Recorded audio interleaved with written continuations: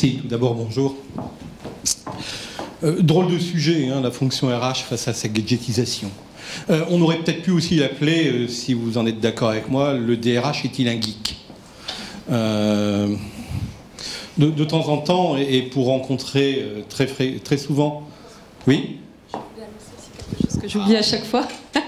Vous avez vu voilà, l'utilisation des petites applications interactives, etc., comme Biwi qui nous accompagne au cours de l'événement. Et donc vous pouvez participer et mettre vos questions afin que les intervenants réagissent. Merci. Voilà, c'est tout Pascal, tu peux revenir, hein, tu peux participer si tu désires. Oui, donc je disais, le DRH est-il un geek et comme je vous disais, très souvent, et pour rencontrer de nombreux professionnels RH, on a l'impression de temps en temps d'avoir une certaine appétence, la volonté que d'aller vers une fonction RH plus digitale, qui utilise mieux les outils, qui apparaissent plus modernes. Et quand, au-delà de ce discours, quand on commence à gratter, il y a le toujours oui, mais. Le mais, c'est en fait tout un ensemble de questions et tout un ensemble d'interrogations quant à l'utilité réelle de ces outils, quant à leur, excusez-moi d'utiliser ce terme, retour sur investissement, et quant à, je dirais, la question de, mais si j'utilise ça, est-ce que je suis encore véritablement dans les clous de mes valeurs, dans les clous de la déontologie professionnelle. Et en fait, tout un ensemble d'outils qui apparaissent nous posent tout un ensemble de questions. Et pour ce faire, je vous propose que nous ayons un échange, nous quatre, puis aussi vous-même, hein, vous pourrez participer. Pour le moment, ça va, il n'y a pas de questions, ça apparaît pas. Mais que nous ayons véritablement cette logique interactive. Pour ce faire, on a avec nous Louise Plouvier, qui est directrice associée d'un cabinet conseil spécialisé dans le recrutement et le sourcing qui s'appelle Consulting RH. Je vais continuer, qui est là en plein milieu. On a Myriam Selmani, qui est de Fiabilis, qui va avoir une approche, alors qu'on a d'un côté le recrutement, de l'autre côté on a plutôt les chiffres, vous savez, en fait le Compenben, les machins, les chiffres, l'URSSAF également, voilà. Et ça va, non restez, hein, ne vous inquiétez pas. Et Dominique Vauzel, qui est également de Fiabilis et qui a lui une approche beaucoup plus techno de la chose. Myriam intervenant plutôt sur la partie professionnelle RH et Dominique sur la partie, je dirais que je qualifierais d'informatique.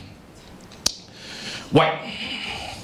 En fait, l'une des premières questions que l'on a à se poser quand on essaie d'analyser la fonction RH face à son risque de la gadgetisation, le terme est un petit peu compliqué, c'est d'essayer de remettre cela dans un environnement, somme toute, classique.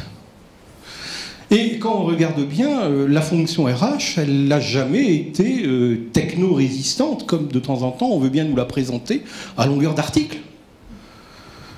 Et dites donc, on fait des payes informatisées depuis combien de temps dans ce pays? D'accord? Certains d'ailleurs disent que si on a des payes aussi compliquées, c'est peut-être parce que nos systèmes informatiques de paye ont réussi à accepter et à absorber les différentes réformes, CSG, CRDS, enfin tout un ensemble de choses qui nous ont été imposées au cours des ans. Ça, c'est le premier point. Mais c'est vrai que dans les années 60, on a commencé à voir apparaître les premières applications de paye. Bon, au départ, c'était somme toute relativement simple, hein, je pense que vous êtes d'accord avec moi. Un nombre d'heures, un taux horaire, un net à payer, vous voyez ce que je veux dire. Puis au fur et à mesure, on a rajouté des lignes. Dans certains pays, c'est encore le cas, hein, c'est encore relativement simple. Moi, je connais certains pays où on a 4 lignes, hein, alors que nous, bientôt, on va aller certainement vers les 4 pages. Ouais, le bulletin de paye simplifié est nul. Parce qu'il va quand même falloir faire un récapitulatif tous les ans. Enfin, ouais, ok. On a ça qui est arrivé. Puis, dans les années 80, on s'est dit, tiens, mais l'informatique, c'est super sympa pour porter nos process. Et on a commencé à se dire, bon, on va faire formation professionnelle, la gestion des carrières, puis on commence à gérer aussi le recrutement, etc. En fait, le processus de recrutement, pas l'intermédiation. Puis on a vu commencer à apparaître des choses aussi sympathiques telles que l'Internet. L'Internet, ça commence à dater. Je ne sais pas vous, mais moi je suis connecté à l'Internet depuis 1996. Donc on commence à avoir une certaine maturité quant à son utilisation. Sauf que globalement, les usages et les outils évoluent en permanence. Usage, outils qui évoluent en permanence, c'est les systèmes d'information RH. Aujourd'hui, quand on commence à en parler, on nous dit système de management des talents, on nous dit système intégré. En fait, tout un ensemble de choses où ce que l'on vise et ce que l'on cherche à obtenir, c'est d'avoir une vision globale. À avoir un endroit où les datas, les données, vont être regroupées de manière cohérente pour qu'on puisse les exploiter. Parmi les buzzwords des RH que l'on entend assez souvent, on a le HR Analytics. La capacité de faire parler les chiffres. Waouh! Oui, pour qu'on puisse y arriver, encore faut-il avoir les bonnes données. Tout ceci nécessite d'avoir un écosystème information RH, somme toute relativement cohérent. Et, tiens, c'est bizarre, avec le temps, on commence à voir apparaître tout un ensemble de micro-applications qui viennent se greffer dessus et qui viennent d'une certaine manière soit participer au recrutement, soit participer... Alors j'ai vu certains outils de diagnostic climat social, etc. Donc des systèmes qui permettent de développer une certaine forme d'intermédiation collaborateur, manager, RH. Et puis avant d'être collaborateur, on a le candidat aussi. Et puis on a des outils qui commencent à apparaître où on nous parle, mais vous savez, on va faire parler les datas. On va utiliser des algorithmes et puis vous allez voir, demain un monde d'algorithmes, c'est génial. Quand vous poussez le raisonnement à l'extrême, on finit par Bienvenue à Gattaca, si vous avez vu le film. C'est de temps en temps un peu inquiétant. On a là tout un ensemble de choses qui sont en train d'évoluer, qui sont en train de bouger. Et ce que je vous propose, c'est que je ne tienne pas le micro comme ça en permanence, parce que globalement ça lasse, d'accord avec moi? C'est bon. Mais qu'on essaye d'aborder un petit peu les choses de façon un petit peu séquentielle. Et d'abord, j'aimerais bien poser la question à Louise sur, globalement, ces nouveaux outils en matière de recrutement. Ça vient changer comment ton métier? Ça vient impacter les choses de quelle manière? Et d'une certaine façon, est-ce qu'il y a ou pas, d'après toi, un risque de gadgetisation? Le gadget étant le truc, vous savez, le truc complètement inutile, donc rigoureusement indispensable, parce qu'il faut faire Jones, si vous me permettez l'expression. Louise?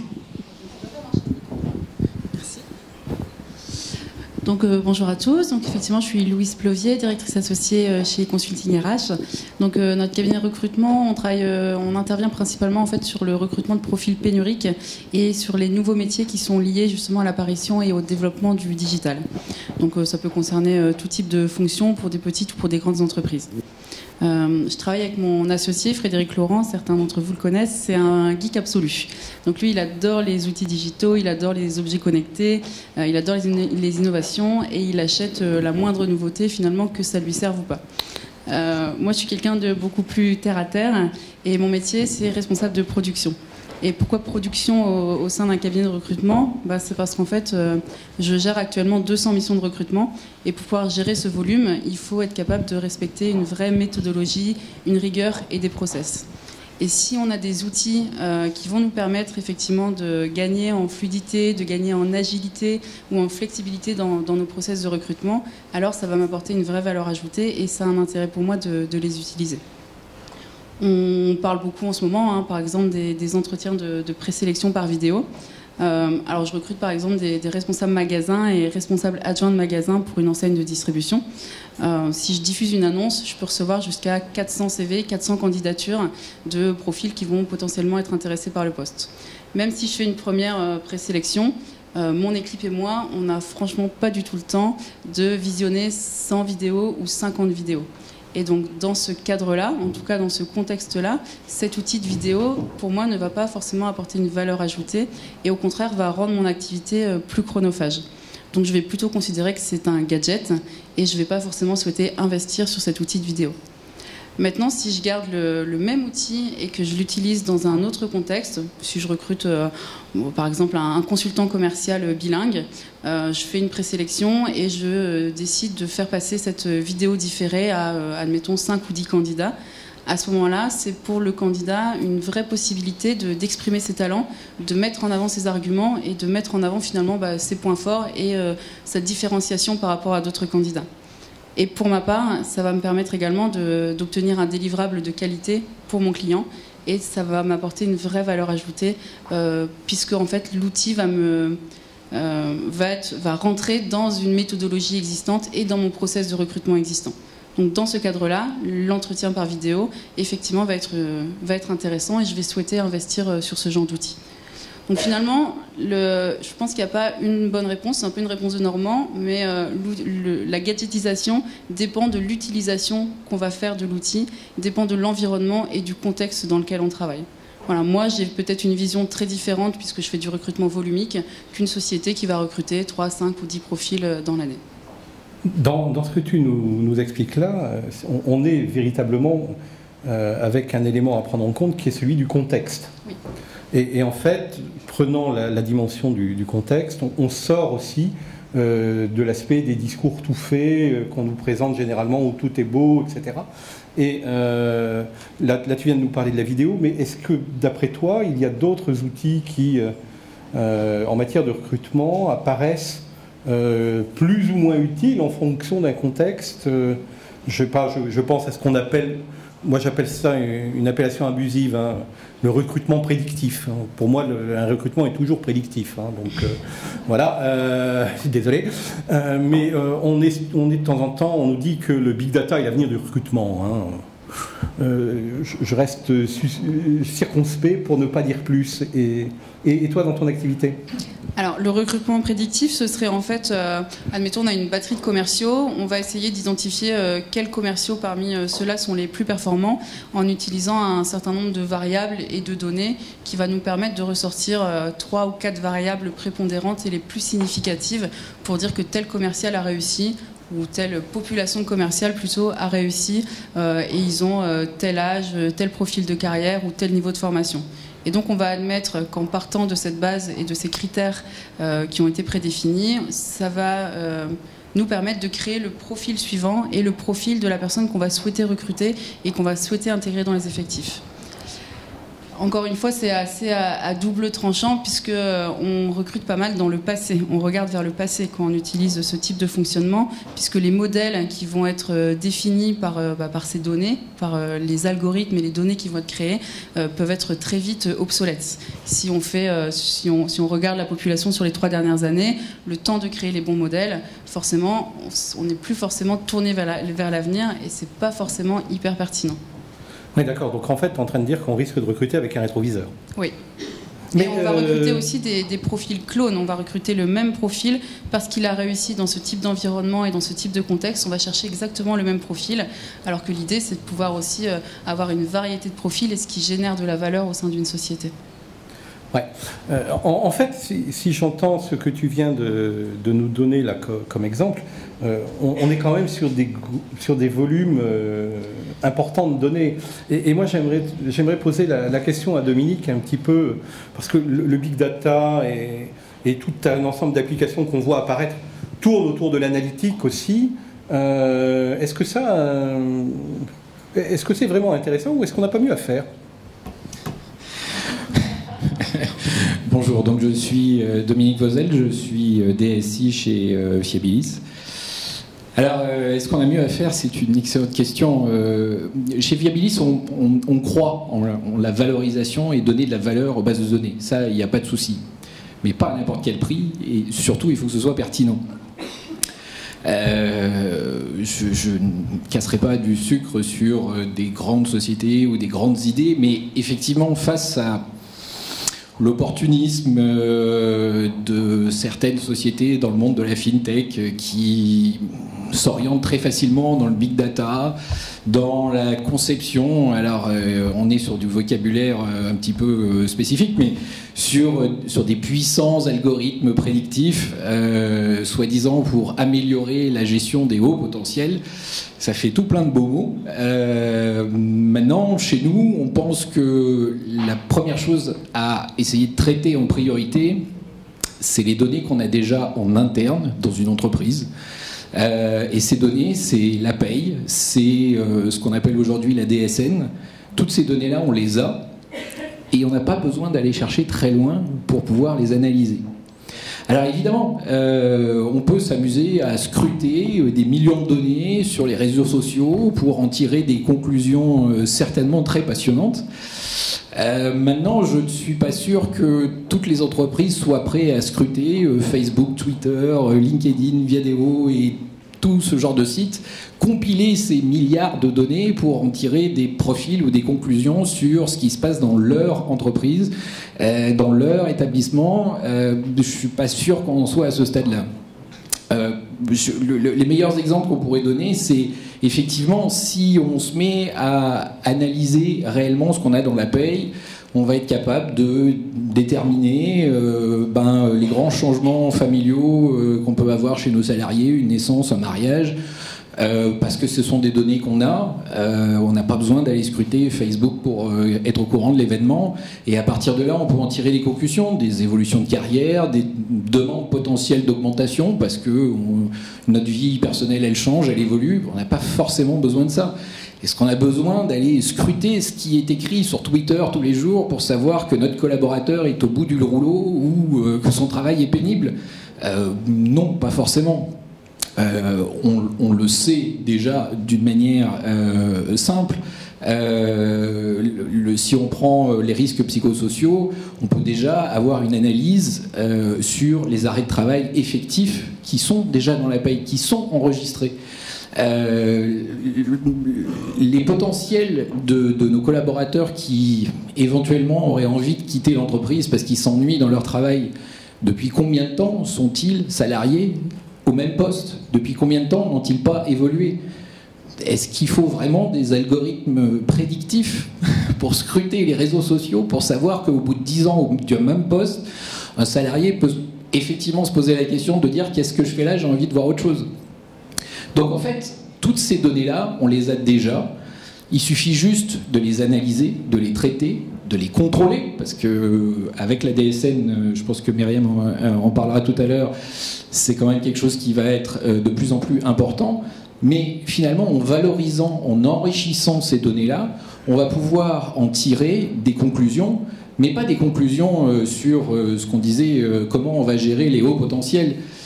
Je ne doute pas qu'il y ait des hauts potentiels dans certaines catégories d'entreprises, mais dans une PME de 50 à 150 personnes, les hauts potentiels, il n'y en a pas énormément. Par contre, comment je vais gérer mes augmentations, à qui je vais les donner, quels sont les risques d'accident du travail que je vais avoir, toutes ces données-là, elles sont quand même spécifiques à l'entreprise. Et chez Fiabilis, on pense que en analysant la politique réelle de l'entreprise, la politique RH, pardon, de l'entreprise, on va pouvoir définir des axes d'analyse et traiter ces données déjà internes pour pouvoir les mettre en valeur, les analyser et en tirer des conclusions. Le risque de ces fameux big data et autres algorithmes prédictifs, c'est que quand un DRH va aller voir son DSI, je suis bien placé pour le savoir, quand il va avoir prononcé les mots big data, algorithme prédictif, votre DSI ne va avoir qu'une seule trouille, c'est que son système d'information lui explose à la figure.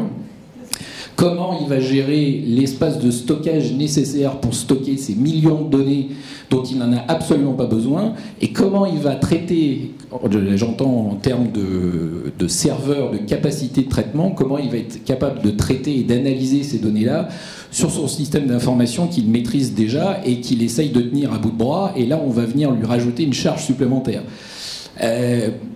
Donc pour nous, la priorité, c'est mettre en avant d'abord ce qui existe et vraiment valoriser et rendre pertinent ce que l'on a déjà. Le meilleur exemple, c'est effectivement tout ce qui vient de la DSN, donc qui maintenant se généralise, est devenu obligatoire, sur lesquels l'ensemble des données, qu'elles soient personnelles, mais aussi familiales, combien on a d'enfants et ainsi de suite, vont transiter à travers la DSN. Ok. Ce que je vous propose, c'est qu'on prenne les questions au fur et à mesure. Hein. D'accord? Ça vous va? Parce que sinon, si après il y en a plein, après on va oublier, il n'y a pas suffisamment de place à l'écran. Les modèles utilisés dans le prédictif sont aujourd'hui plus intelligents et prennent en compte les évolutions des données pour se mettre à jour seuls. Waouh! Terminator n'est pas très loin. Enfin, Terminator RH à la fin. L'intelligence artificielle, je vous donne ma vision, l'intelligence artificielle est artificielle. Et l'intelligence, c'est ce qu'on sait faire quand on est dans une situation qu'on ne connaît pas. À mon avis, c'est vrai qu'on pourrait parler de systèmes de type machine learning, deep learning, etc. Ok, en RH, j'en ai pas encore vu vraiment tourner. Et je crois qu'il n'y a pas grand monde qui en a vu tourner. On fait de l'analytique, mais le machine learning, véritablement, je mets un gros bémol parce que les modèles utilisés dans le prédictif sont aujourd'hui, ils prennent en compte les évolutions des données. Oui, mais quelles données? Quelle qualité des données? Quel volume de données on doit avoir? J'ai dernièrement travaillé sur une problématique d'absentéisme où on regarde le niveau d'absence en fonction de la durée du trajet domicile-travail avec le nombre de changements. C'est une entreprise de la région parisienne, hein, avec le nombre de changements dans les transports en commun. Ok, ça devient du big data, mais c'est que de l'analytique. Hein. C'est pas la machine, elle n'apprend pas, etc. On en est encore relativement loin, il faut bien être honnête. Les éléments même d'analytique poussés, c'est pas simple, parce qu'encore faut-il avoir les données à disposition. Les algorithmes existent depuis des années, mais on n'a pas toujours les données.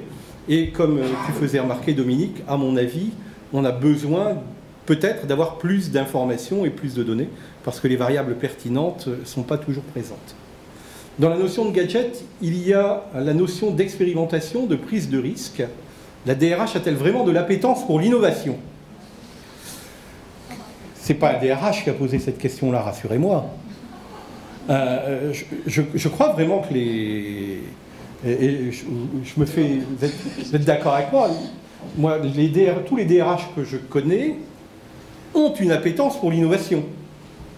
J'en connais pas un seul qui n'a pas d'appétence pour l'innovation. La seule chose, c'est que c'est pas l'innovation à tout prix. C'est pas l'innovation pour l'innovation. Et puis, ça réinterroge à chaque fois l'éthique et la déontologie professionnelle. Parce qu'on peut se faire des innovations, mais si on sort du cadre de notre exercice, à mon avis, là on freine. Et j'ai envie de dire, eh bien, pourquoi pas freiner d'ailleurs? Parce que c'est éviter de tomber dans le gouffre. Hein. La DRH a-t-elle de l'appétence pour l'innovation? La réponse pour moi est oui, mais j'ai envie de dire que chacun peut avoir sa vision de la chose. Il n'empêche qu'au travers des deux témoignages que nous venons d'avoir, on voit qu'il y a deux types de pratiques qui émergent. D'un côté, on a des outils qui apparaissent et qui facilitent ou qui favorisent l'intermédiation collaborateur-manager ou collaborateur RH, etc. Et d'une certaine façon, on est dans une logique de réseau. Et de l'autre côté, comme le faisait remarquer Dominique, on est aussi avec des outils qui apparaissent et qui relèvent de « Ok, je vais peut-être mieux travailler mes données en interne ». Mais travailler mieux mes données en interne, ça sous-entend, et il y a quelques risques là derrière. Et Myriam, excuse-moi, j'arriverai pas à Myriam. J'aimerais un petit peu avoir ton avis à sur ce point-là, parce qu'on voit apparaître dans les entreprises, mais pas que, tout un ensemble de nouveaux outils qui nous posent quelques questions. Alors, déjà, je vais me présenter. Je suis Myriam Semani, je suis directrice France de Fiabilis GEIE. J'insiste sur le GEIE parce qu'en France, nous sommes présents un peu partout en Europe sous le nom de Fiabilis Consulting Group. Et GEIE, c'est le subtil mariage en France parce que le périmètre du droit est un périmètre protégé. Subtil mariage entre une société de conseil et un cabinet d'avocats, la SCP Vignancourt. On est spécialiste en audit social et audit de tout ce qui concerne les éléments de paye, donc payroll en anglais. Sur le thème de la gadgetisation de la fonction RH via le digital, si effectivement tous les nouveaux outils concernant les RH, le recrutement, le calcul des absences de façon à les faire baisser, etc., peuvent parfois apparaître via des startups ou autres un petit peu gadgets, il y a certains que vous connaissez tous, à savoir le législateur, via l'URSSAF, via la MSA, via l'Agir Carco, via les organismes de protection sociale, qui, eux, ne prennent pas ça du tout pour un gadget. Le digital n'est pas du tout pour un gadget, et plus encore, via la DSN, c'est des millions d'informations. Il faut bien vous dire que la DSN, je vais jouer un petit peu la casseuse. En fait, bah ouais, je vais casser l'ambiance. Je suis désolée, hein, c'est très beau tous les outils qui apparaissent, mais vraiment, la DSN, elle remplace en une seule déclaration 30 déclarations concernant vos salariés. Aussi bien les déclarations concernant l'embauche, les mouvements, les absences, les rémunérations, l'Agir Carco, la radiation des régimes de protection sociale, j'en passe, et des meilleurs, une en 30. Et ces éléments vont être, vous imaginez bien, stockés quelque part, et puis parce que le législateur est toujours très inventif, ils vont être réutilisés. On ne s'amuse pas, oui, c'est pour vous simplifier la vie, c'est aussi pour se simplifier la vie à eux. Et donc, ça va être réutilisé, ça va être compilé, et il va y avoir des recoupements qui vont être faits, et c'est le rapport ACOS, Agence centrale des organismes de sécurité sociale, ACOS 2015, qui le dit, à savoir, la DSN a pour but de permettre le ciblage des contrôles. Donc, à un moment donné, puisqu'on parle de DRH innovant, puisque le législateur est innovant, il serait peut-être temps également que les DRH s'intéressent et innovent via la DSN qu'on leur impose. Hein. On s'en serait bien passé vu les délais qui sont laissés. Innovent en utilisant d'abord toutes leurs données DSN. Et c'est extrêmement précieux, ces données DSN. C'est l'âge des salariés, c'est leur situation maritale, c'est leur nombre d'absences, c'est leur maladie, c'est leur entrée-sortie, c'est leur rémunération, c'est leur évolution au sein des entreprises. C'est énormément de choses. Les utilisent eux-mêmes pour sécuriser leurs pratiques paye et fiabiliser leurs pratiques paye, ça c'est notre domaine d'activité, mais également fiabiliser leurs pratiques RH en général, aussi bien dans le cadre du recrutement, parce que si on analyse les données DSN dans leur entièreté, ça permet de savoir que demain, le dernier type qui sait faire telle chose va partir à la retraite. Ça permet de savoir qu'on a eu la démission ou la rupture, ou la transaction, peu importe, de tel ou tel grand talent, et qui serait peut-être intéressant de prévoir les recrutements à venir. Ça permet aussi de mettre en place des politiques salariales et dans les relations sociales par rapport notamment au nombre d'absences. Si on détecte un nombre d'absences ou un turnover important, il serait peut-être intéressant de voir ce qu'il y a. Et donc, vraiment, oui au digital, mais pas au digital juste parce que c'est une mode et que ça fait chic et qu'après le 2.0, on aura le 3.0 et puis on aura à peine 2 ans de plus qu'on sera déjà au 12.0. Mais juste, c'est toujours la même chose, c'est le fameux proverbe « science sans conscience n'est que ruine de l'âme ». C'est-à-dire que, moi je dis, digital sans conscience n'est que ruine des fonctions, aussi bien fonctions RH que autre. C'est-à-dire, oui, il faut y aller parce que c'est le mouvement naturel de l'humain d'aller toujours plus loin, donc allons-y, et qui pour des gens qui gèrent la ressource humaine, ce serait un petit peu ballot de ne pas utiliser l'évolution, mais pas n'importe comment, pas à n'importe quel prix, et puis ne jamais oublier tout de même que derrière le digital, il y a surtout de l'humain, et que ce serait dommage qu'on va être remplacé beaucoup par des robots, mais ce serait bien aussi qu'on continue de les diriger et de les gérer, ces robots. Voilà. Bon, ça va. On va aller pointer à Pôle emploi. Il y a quelqu'un de Pôle emploi dans la salle qui peut faire un truc groupé. Chouette.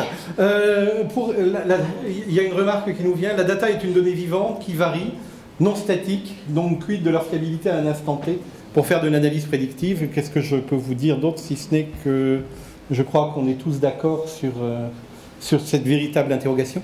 Un petit point d'illustration, parce que pour avoir utilisé la plateforme d'IBM, vous savez, la plateforme Watson, Kenexa, Talent Insight, je ne sais pas jamais le nom qu'il faut utiliser, en fait, quand vous basculez les datas pour faire de l'analyse en mode big data, analyse prédictive, etc., vous avez d'abord tout un algorithme qui calcule la qualité des données que vous avez transférées. Joker.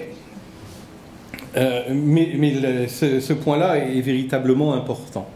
Alors, en fait, quand on regarde bien, et si on reprend les éléments de Myriam avec ceux de Dominique et de Louise, on a quand même quelque chose qui apparaît. Je vous ai dit tout à l'heure deux grandes catégories d'outils qui apparaissent et qu'il va falloir que nous soyons en capacité d'articuler avec le système d'information RH, qui concerne les datas et l'intermédiation. D'accord. Il y en a quelques-uns qui commencent à apparaître. Je ne sais pas si certains d'entre vous les ont déjà utilisés. On appelle ça les bots ou les chatbots. Déjà vu ou pas? Oui. Bof ou pas? Voilà. Bof, hein? Pourquoi bof, à votre avis? Attendez, on va se réveiller un petit peu, on a mangé, etc. Pourquoi bof? Les robots ont-ils déjà gagné ou est-ce aussi un gadget? On y vient avec cet échange-là. Hein. Bof, pourquoi? Exemple, grande société américaine basée à Redmond. Ça va? J'ai rien dit. Hein. On ne sait pas du tout qui c'est. On ne sait pas du tout qui c'est. Hein. Un nombre de salariés particulièrement conséquent qui mettent en place vous avez des plateformes RH. Vous savez, les plateformes où on s'engage à vous répondre quand vous êtes collaborateur dans les 24 heures à la question que vous posez. Une partie de la plateforme est basée en Inde, une autre aux Pays-Bas, et puis si jamais ça ne marche pas, ça revient quand même sur les RH locaux quand c'est trop compliqué. Et ce genre de pratique, avec plateforme d'appel, hein, vous savez, les chatbots, ça y ressemble beaucoup, entre guillemets, sauf que c'est automatisé. C'est sympa. Et je posais la question à la DRH la dernière fois, je lui dis, mais elle me disait, c'est vraiment génial, on a enlevé tout un ensemble de poids au fonctionnement de la DRH, etc. Et je dis, oui, mais parce que quand un salarié venait vous poser des questions, etc., généralement, vous n'échangez pas que sur sa question. Il y avait plein d'informations que vous récupériez sur le côté. Et ces outils de type bot sont certes capables d'apporter tout un ensemble d'informations, sauf que eh bien, toutes les petites choses qu'on allait grappiller sur le côté qui permettaient de savoir si dans l'équipe ça partait en vrille, comment était le climat, enfin tout un ensemble de choses, eh bien en fait on ne les récupère plus, on joue plus un rôle qui pour moi est un rôle essentiel, que est celui du capteur. Le capteur, c'est celui qui va entre guillemets vous donner tout un ensemble d'informations qui ne sont pas quantifiables, qui relèvent ce qu'on appelle parfois de la logique pifométrique, hein, vous savez, et sur lesquels eh bien, on a beaucoup de difficultés à avoir tout ça. Et quand vous avez ça en place, vous avez la nécessité de multiplier les batteries d'autres indicateurs parce que vous avez perdu tout un ensemble d'éléments qui vous remontaient naturellement du terrain. Donc, les robots ont-ils déjà gagné? Les robots, ils n'ont pas gagné, sauf à se prendre la totalité de tous les gadgets possibles qui vont vous permettre de faire la mesure du climat social, qui vont vous permettre de faire l'analyse en automatique justement de ces éléments de mesure, qui vont vous permettre d'échanger via des bots et des choses comme ça. Et la question, à ce moment-là, c'est vrai, à ce moment-là, les robots peuvent peut-être avoir gagné.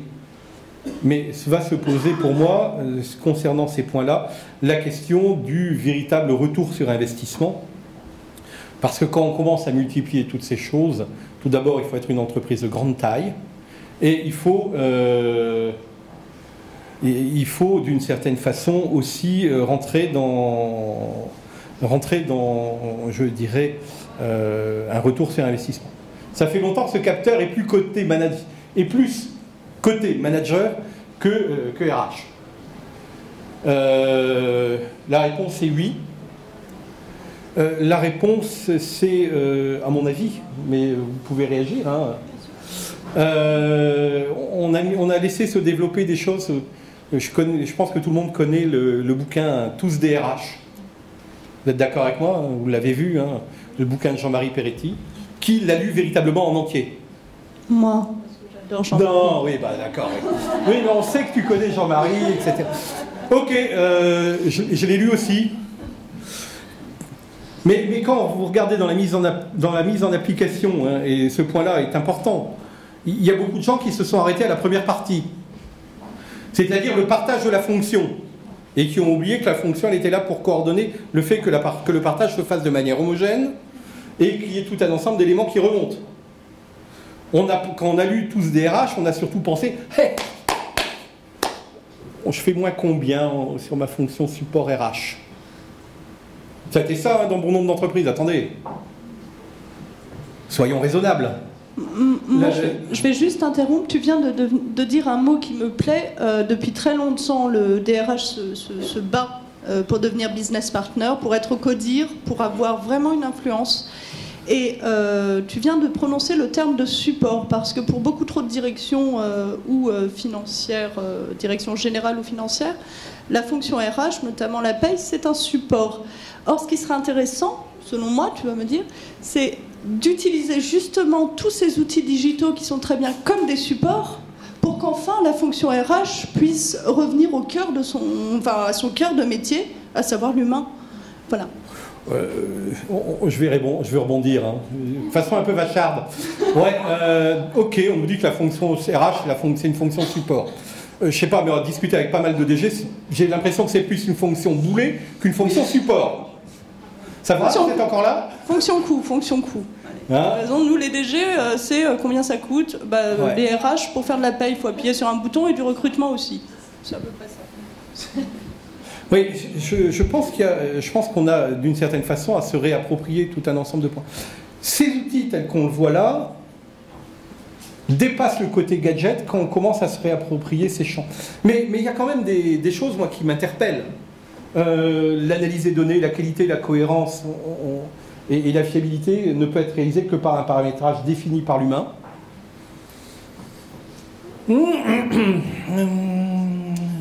La personne qui a fait ça, qui a mis ça, je veux bien lui faire un cours d'intelligence artificielle après.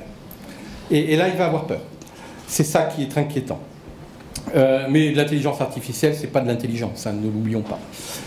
La question que moi je me pose quand même, c'est, et notamment, alors, on le voit moins sur les parties quanti, des scènes, etc., mais sur toute la partie qualitative de la gestion des hommes, avec un H majuscule. Hein, je me pose la question de savoir si c'est aussi des choses qui sont attendues de la part des collaborateurs. Est-ce qu'en matière, par exemple, en matière de recrutement, ces outils technologiques qui apparaissent, ces éléments-là, sont vraiment entendus par les candidats. Moi, personnellement, me faire recruter par un algorithme, non. Voilà. Ça me plaît pas. Pourtant, je suis plutôt geek quand même. C'est vrai que là on parle vraiment de la partie expérience candidat qui est un point qui est important pour moi parce qu'en tant que cabinet c'est très important de pouvoir capitaliser en fait sur les échanges qu'on peut avoir et sur les profils qui sont à forte valeur ajoutée ou qui ont des compétences qui sont assez rares sur le marché. Et c'est vrai que la question qu'il faut se poser, François a raison, c'est quelle est l'acceptabilité des candidats par rapport à l'utilisation d'outils digitaux dans un processus de recrutement. On sait qu'on est sur un marché qui est hyper tendu, vous le savez, vous avez aussi du mal à recruter justement vos différents profils.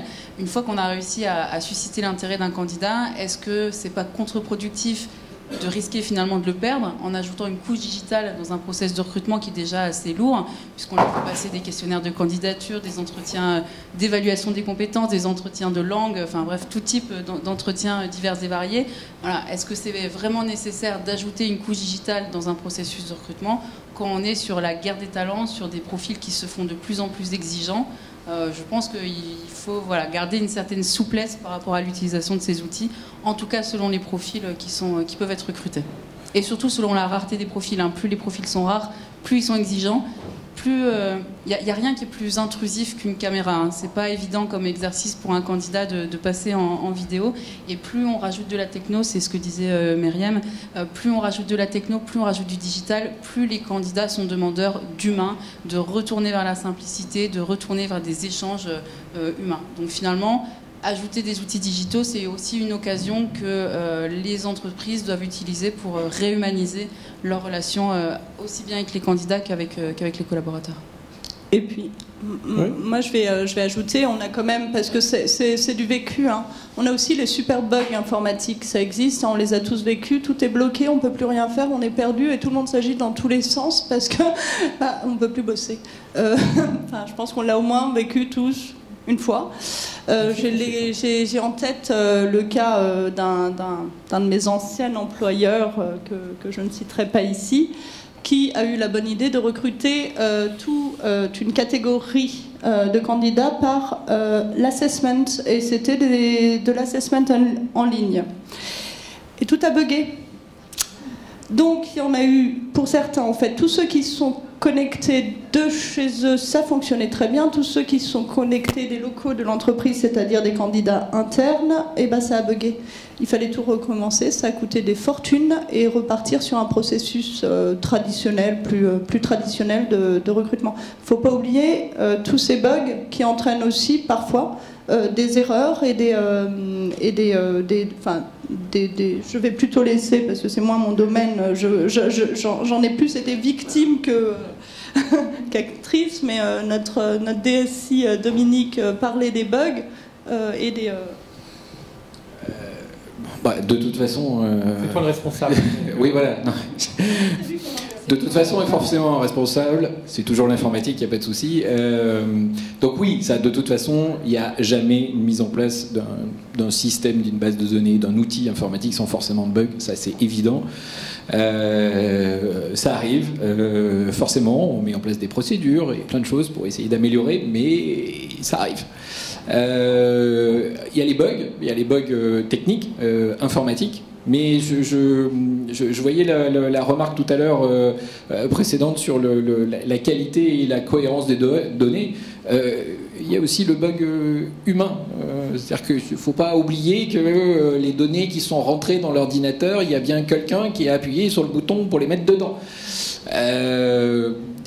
Pour reprendre la DSN dont on parlait tout à l'heure, dans quelques années, et à mon avis très très peu, lorsqu'un nouveau salarié va rentrer dans l'entreprise et qu'on va remplir sa fiche signalétique, si le salarié il a 2 enfants et que malheureusement la personne qui est en train de saisir sa fiche est parfaitement concentrée, mais au lieu de taper 2, tape 0, avec la nouvelle